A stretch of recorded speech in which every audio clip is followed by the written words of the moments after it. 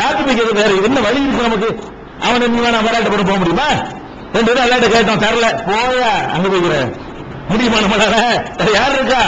அப்ப இருக்கிற அவன் தான் இருக்கிறான். அதனால ரசூல் ஸல்லல்லாஹு அலைஹி சொல்றாங்க, முஸ்தஜாபுல் அஹதிக்கும் மாலம் யாஜல், அவசரப்படாத வரைதான் ஒருவனுடைய துஆ ஏற்றுக்கொள்ளப்படும். இங்கதான் தப்பு பண்ணிடுறோம். உங்க கேட்கறது நான் கேட்டு பார்த்து தரல, என்னமோ அல்லாஹ் ஒரு வேலைக்கார மாதிரி கேட்டு தர்ற மாதிரி நினைச்சுக்கிட்டு நான் கேட்டு 2 நாள் போய் கேட்டு பார்த்தேன், அவன் வரல, சரிப்பட்டு வரான்னு வந்துடுறது. அப்ப அல்லாஹ்விடத்துல கேட்பதாக இருந்தால் கேட்டு நின்று அவசரப்படுற, கேட்டுக்கிட்டே இரு, அவனுக்கு தெரிய எப்ப தரணும்னு சொல்லி. அப்ப அல்லாஹ் வந்து அளவுகளா வைக்கிறான். நீ எஜமானா, நான் எஜமானா, நான் எஜமான ஒருத்தர் திரும்பி கேளுப்பா. ஒரு பச்சளம் குழந்தை பாலுக்கு அழுவும் போது அழுவிட்டே இருக்கும்ல, அந்த நிலைக்கு நீ வா. நான் யார்கிட்ட போய் கேட்பான்ல, உன்னை விட்டு நான் யார்கிட்ட கேட்பேன், அப்படி கேளு. நான் கேட்டு பார்த்தா அவனுக்கு சரி வரல என்று சொல்ல முடிஞ்சு வச்சுக்காரு. நீங்கள் துவா செய்து விட்டு அந்த கோரிக்கை நிறைவேறலன்னா இதை போய் யார்ட்டையும் பேசக்கூடாது. எப்படி எத்தனை கேட்கறது? 4 நாளை கருத்து தொழுது பார்த்துட்டேன், நடக்கவே இல்லை, முடிஞ்சு வைக்கிறார். அப்ப என்ன அர்த்தம்? நீங்க 4 நாளைக்கு தான் காப்பியா தரலாம், விட்டு போயிருந்து அர்த்தம். அவசரப்படுறீங்க. இன்னும் 2 வழி இருக்கிறது. நம்ம துவா வீண் போகாது, ஒரு துவா வீண் போகாது. நபிகள் நாயகம் ஸல்லல்லாஹு அலைஹி வஸல்லம் சொல்றாங்க, நீங்கள் எந்த துவா கேட்டாலும் அதுக்குரிய முறைப்படி அதுக்குரிய நேரத்தில் மெத்தட்ல கேட்டீர்களேயானால் அல்லாஹ் ஏற்றுக்கிறான். எப்படி ஏற்றுக்கிறான்னா 3 வழிகள் வைத்திருக்கிறான். அதில் ஏதாவது ஒரு வழியில் ஏற்றுக்கொள்வான். அது என்ன வழி? ஃபர்ஸ்ட் வழி என்ன என்றால், நீங்கள் கேட்டதே தருவான். அது ஏத்துக்கிட்டா நீங்க அல்லாஹ் ஏத்துக்கிட்ட நினைக்கிறீங்க. அதுதான் நீங்க நினைக்கிறீங்க, என்ன கேட்டீங்களோ அது கிடைச்சிருச்சுன்னா நம்ம துஆ ஏற்றுக்கொள்ளப்பட்டுருச்சு அப்படின்னு நினைக்கிறீங்க. அது ஒரு வகை. அப்படிதான் ஏற்றுக்கொள்வான்னு கிடையாது, அப்படின்னு ஏற்றுக்கொள்வான். சில பேருக்கு வந்து என்ன கேட்டார்களோ அதையே கொடுத்து விடுவான். இன்னும் சில பேருக்கு எல்லாம் என்ன செய்வான்னு கேட்டா, இவனுக்கு அந்த மார்க் ரொம்ப கம்மியா இருக்கு மறுமையில, இவன் மாதிரி துவா செய்யறான், இந்த துவாவுக்கு இங்க கொடுக்கறதுக்கு பதிலா அந்த மார்க் ஏத்துற 10 மார்க் அதிகமா போடு அப்படின்னு மறுமையுடைய தயாரிப்பாக ஆக்கிக் கொள்வான். அல்ல இந்த உலகத்தில் அல்லாஹ் தரல என்று சொன்னா இவன் விளங்காம இது போய் கேட்டு இருக்கான். அங்க பார்த்தா மார்க் இவன் பெரிய மார்க்கா இருக்கான ஆளு, இவனுக்கு இதை கொடுக்கறத விட எதை கொடுப்போம் கேட்டான்ல, இதுக்கு பதிலா அங்க 33 மார்க் இல்ல, பாஸ் ஆகுறதுக்கு 35 மார்க் வாங்கணும்ல, 25 தான் வாங்கிடலாம், அவனுக்கு 10 மார்க் குறையுது. அட பாவி, இப்ப இது பணத்தை கேட்கறது அங்க நரகத்துக்கு போய்விடா பாவி, நீ பணத்தை கேட்டதுக்காக விளங்காம கேட்கிற, நான் 10 மார்க் அங்க அதிகப்படுத்துகின்றான். நம்முடைய மறுமையுடைய மார்க் கம்மியா இருக்குமையானால் நம்முடைய பிரார்த்தனை அல்லாஹ் எதுக்கு யூஸ் பண்ணுவான்? கேட்டதுக்கு தராம அதுக்கு டிரான்ஸ்பர் பண்ணிக்கிறான். நம்ம என்ன நினைக்கிறோம்? கேட்டேன் கிடைக்கல, அவசரத்துக்கு காரணம். அதனால என்ன பண்ற, மறுபடியும் கேளு, அந்த கணக்கு நேரம் தருவான். அப்ப நம்ம அவசரப்படுவதற்கு காரணம் என்னன்னு கேட்டா, அல்லாஹ் எந்தெந்த ரூட்ல எல்லாம் நம்முடைய பிரார்த்தனை ஏற்றுக்கிறான்னு விளங்கல. ஒண்ணு என்ன, நமக்கு வந்து கேட்டதை தருகிறான். இரண்டாவது அல்லாஹ் என்ன செய்யறான்னு கேட்டா, நம்ம கேட்டதுக்காக வேண்டி மறுமையில் நம்முடைய கணக்கில் அதை வரவு வைக்கிறான், ஒரு நன்மை அதிகப்படுத்துறான். 2வது.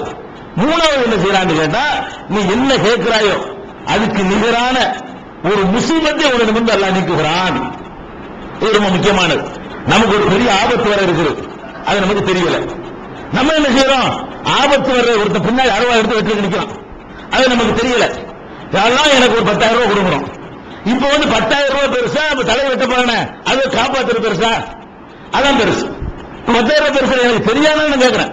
பின்னாடி ஒருத்தர் 60 வச்சுக்கிட்டு நிக்கிறது தெரியாத காரணத்தினால நான் என்ன கேட்கிறேன்? அல்லாஹ் எனக்கு 10,000 ரூபாய் தான் கேட்கிறேன்.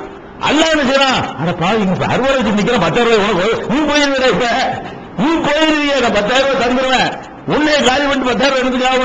அல்லாஹ் என்ன பண்றான்? நீ இதை கேட்கும் போது 60 வச்சுட்டு இருக்கான்ல, அவனை 8 மிச்சு தள்ளி விட்டுறான். போட, அதுக்கு மேல இது நீ விளங்காம இதை கேட்கிற, நான் என்ன பண்றேன்? அதை விட சிறந்ததை உனக்கு தர்றேன். நம்ம கூட என்ன செய்வோம்? ஒரு மனுஷன் வந்து நம்மகிட்ட ஒரு 1000 ரூபாய் கேட்கறான், பாம்பு கடிக்கிற மாதிரி அவன் கால கிட்ட பாம்பு பிடிக்குது, பாத்துட்டீங்க.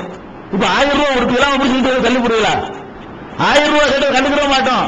திருப்பி 1000 ரூபாய் பாம்பு குத்துறது நிக்கிற, ரெடியா நிக்கிறா, பிடிச்சி இழுத்து போடுவீங்க. அவன் நினைக்கிறான் நம்ம கேட்கிறோம், நம்ம எடுத்து தள்ளி விடுறாங்க. 1000 ரூபாய் கேட்டோமே, அப்புறம் தான் வழங்கு. எப்ப வழங்க? அங்க வாடுறா, குடிஞ்சு பாடுறா, அப்ப மறுமையில வழங்க. அப்ப அல்லாஹ் என்ன செய்யறான்னு கேட்டா, நீ விளங்காம என்ன செய்யற?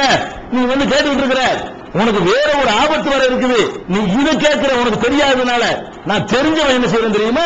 அதுக்காக ஒரு முசீபத்தை உனக்கு நீக்கிறேன், உனக்கு ஏற்பட ருசிப்பா ஒரு முசீபத்து, அதை தள்ளி விட்டுறேங்கிற அல்ல.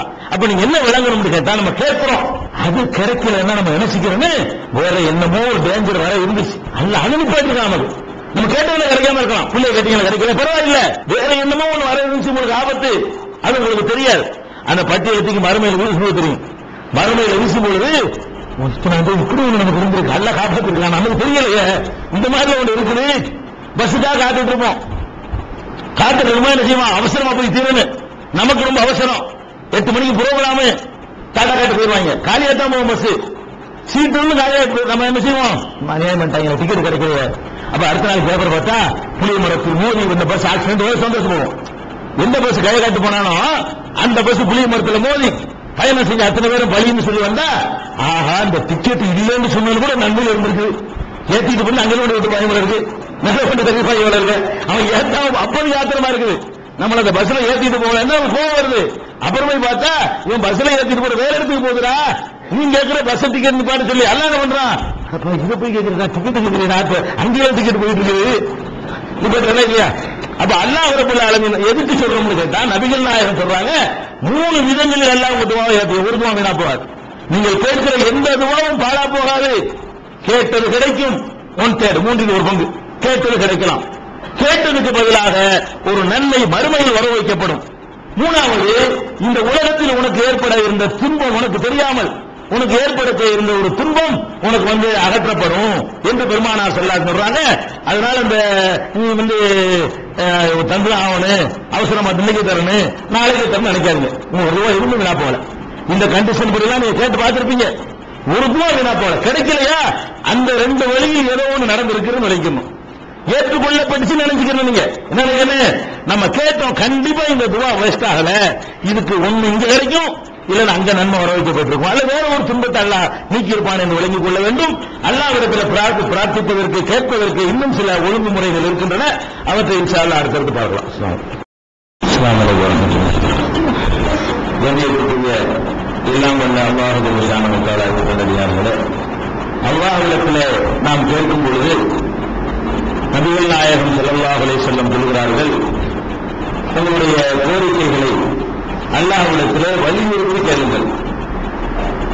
இதா சஅல அஹதுக்கும் ஃபல்யஅஸமில் மஸ்அலா, அல்லாஹ்விடத்திலே உள்ள ஒருத்தர் பிரார்த்திப்பதாக இருந்தால் வலியுறுத்தி கேட்க வேண்டும். வலியுறுத்தி கேட்கிறது என்ன, யா அல்லாஹ் எனக்கு இந்த மாதிரி ஒரு தேவை இருக்கு, ஒரு முனாகுடி உருவாட்டி போ என்று கேட்கக்கூடாது, இப்படி சொல்லக்கூடாதுன்னு சொல்றாங்க ரசூல் ஸல்லல்லாஹு அலைஹி வஸல்லம். அல்லாஹும் மக்ஃபிர்லி இன்ஷியத, நீ விரும்புனா என்னை மன்னிச்சிட அல்லாஹ், அல்லாஹும் அர்ஹம்னி இன்ஷியத, நீ விரும்புனா எனக்கு கிருபை செய்ய அப்படின்னு கேட்கக்கூடாது. நீ தான் செய்யணும், யாரு நான் போய் கேட்பேன், உன்னை விட்டா எனக்கு யாரு இருக்கிறா, இந்த மாதிரியான அடிப்படையில் நீங்க கேட்கணுமே தவிர தந்தாத்தா தராட்டி போன்னு சொன்னா அது வந்து கேட்கிற முறை இல்லை. ஒரு மனிதன் கேட்டா கூட இது பிடிக்காது. ஒரு மனிதன் போய் கோரிக்கை வைக்க போறோம், ரொம்ப கூட ஒரு மாட்டி போ அப்படின்னா எனக்கு 1000 இருக்குன்னு அர்த்தம், சரி விரும்பல போன்னு சொல்லி அனுப்பிடுவான். அப்ப அல்லாஹ்விடத்துல கேட்கக்கூடிய நேரத்தில் நபிகள் நாயகம் ஸல்லல்லாஹு அலைஹி வஸல்லம் சொல்றாங்க, நீங்கள் அல்லாஹ்விடத்துல கேட்கும் போது உன்னை விட்டா எனக்கு யாரு இருக்கிறா, நான் யார்கிட்ட போய் கேட்கறது, ஆதம் அலைஹிஸ்ஸலாம் கேட்டாங்கல்ல, இல்லம் தகுதில்லனா, நீ எங்களை மன்னிக்கவில்லையானால், ஒத்தஹம்னா நீ எங்களுக்கு அருள் புரியவில்லையானால், லனகூனன்ன மினல் ஹாசிரீன், நாங்க நஷ்டவாளி ஆயிடுவோம், நாங்க யாரும் மன்னிப்பாங்களே, எங்களுக்கு தருவது யாரு இருக்கிறா, நாங்க யார்கிட்ட போய் கேட்கறது, உன்னை விட்டா எங்களுக்கு என்ன போக்கிடம் இருக்குது என்ற மாதிரி வலியுறுத்தி கேட்கணும். அல்லாஹ் நீ தான் எனக்கு தரணும், நல்லா தந்தாத்தா தரட்டி போ கொஞ்சம் பார்த்து செய்ய, இப்படி கேட்கக்கூடாது. அப்படி கேட்கறதுனா என்ன அர்த்தம்னா வேற வேற இடம் இருக்குன்னு அர்த்தம் வந்துடும். கேட்பதற்கு எங்களுக்கு வேற வாய்ப்பு சோர்ஸ் எல்லாம் இருக்குது அப்படின்னு அர்த்தம் வந்துடும். அப்ப அல்லாஹ்விடத்துல கேட்கக்கூடிய நேரத்தில் கடைபிடிக்க வேண்டிய அடுத்த முறை, அடுத்த வழிமுறை என்னன்னு கேட்டா, நல்ல உறுதியா கெஞ்சி வலியுறுத்தி கேளுங்க. எந்த மாதிரி வலியுறுத்தனே, ஒரு எஜமான் வந்து தொழிலாளத்தை வலியுறுத்த மாதிரி வலியுறுத்தக்கூடாது, ஒரு குழந்தை தாயிட்ட வலியுறுத்துற மாதிரி என்ன செய்யணும், நல்ல வலியுறுத்தி கெஞ்சுவதன் மூலமாக அல்லாஹ்விடத்துல வலியுறுத்தி கேளுங்கள். ஏன்னா அவனை வற்புறுத்துறதுக்கு யாருமே கிடையாது. விரும்பினாட்டா விரும்பாட்டி போனா அவனை என்னமோ கம்பல் பண்ற மாதிரியும் அவனை வற்புறுத்துற மாதிரி இருக்கிற மாதிரி ஒரு தோற்றம் தருவது நபிகள் நாயகம் ஸல்லல்லாஹு அலைஹி வஸல்லம் அவர்கள் இது சொல்லுகிறார்கள். இது புகாரி முஸ்லிம் உட்பட பல நூல்களில் பதிவு செய்யப்பட்டிருக்கிறது. அடுத்தபடியாக அல்லாஹ்விடத்துல கேட்கிற முறையில இன்னொரு ஒழுங்கு என்னன்னா, பணிவு வேண்டும். அல்லாஹ்விடத்துல கேட்கும் பொழுது பணிவாக கேட்கணும். பணிவாக கேட்கிறா என்ன, திருமலை குர்ஆன்ல அல்லாஹ் சொல்றான், உது ரப்பக்கும் தலர்அன், உங்கள் இறைவனிடத்தில் நீங்கள் கேட்கும் பொழுது பணிவாக கேளுங்கள், அடக்கமாக கேளுங்கள். அடக்கம் இல்லாம அலட்சியமான முறையில கேட்கக்கூடாது. ஆனா அல்லாஹ்விடத்துல பணிவு இருந்தவருக்கும்